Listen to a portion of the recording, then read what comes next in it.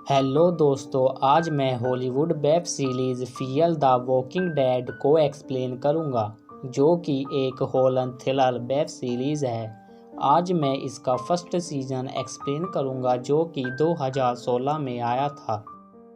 हमें एक निक नाम का लड़का दिखाया जाता है। वो एक चर्च में होता है। वो देखता है उसकी गर्लफ्रेंड उसके पास नहीं होती। उस लड़की का नाम ग्लोरिया होता है।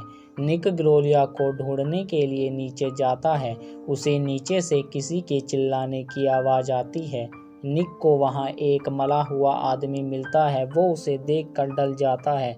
निक को ग्लोरिया दिखती है। वो किसी को खा रही होती है। ग्लोरिया निक की तरफ आती है, लेकिन निक उसे देखकर डर जाता है और वहां से भागकर सड़क पर आ जाता है। निक अपने होश में नहीं होता और उसे एक गाड़ी टक्कर मार देती है। फिर एक मैरी नाम की औरत, वो निक की मॉम होती है। निक की एक सिस्टर होती है जिसका नाम एलिसा होता है। मैरी को पता चलता है निक का एक्सीडेंट हो गया है।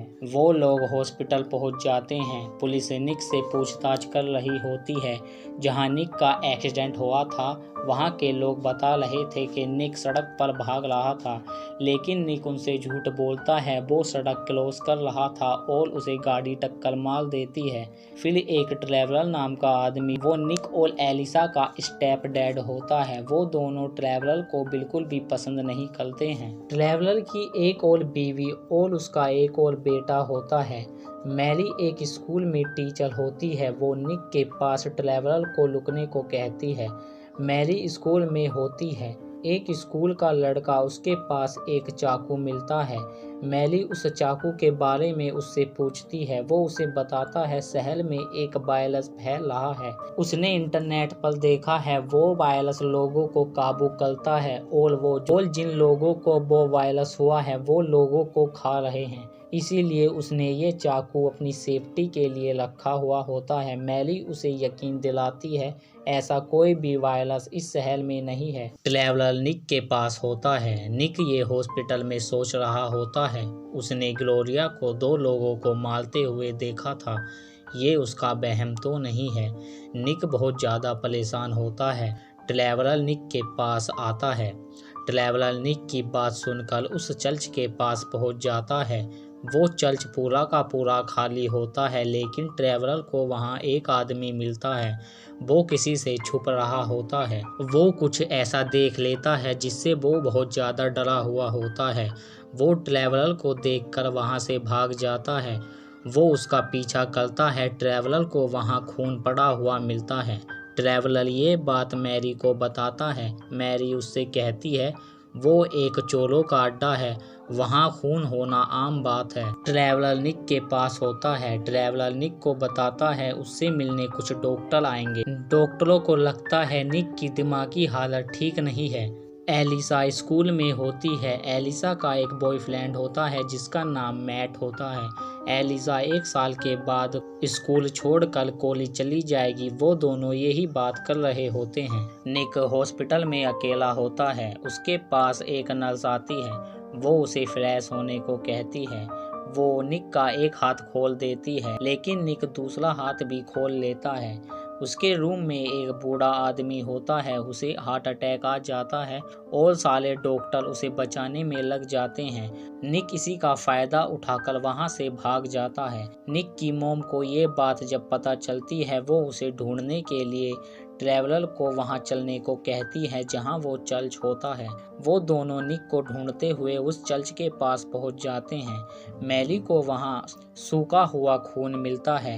निक की मॉम निक को ढूंढते ढूंढते कैल्विन नाम के एक लड़के के पास पहुंच जाती है, लेकिन कैल्विन से निक कई दिन से मिला ही नहीं होता। ट्रैवलर और मैरी घर जा रहे होते हैं। मैरी बहुत ज्यादा परेशान होती है। तभी रोड पर जाम लग जाता है और वहां पुलिस आ जाती है।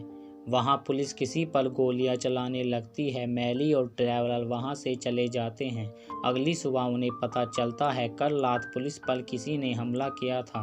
वो लोग उन पर गोलियां चलाते हैं, पर उन लोगों पर गोलियों का असर बिल्कुल भी नहीं होता। वो लोग किसी वायरस की बात कर रहे होते हैं।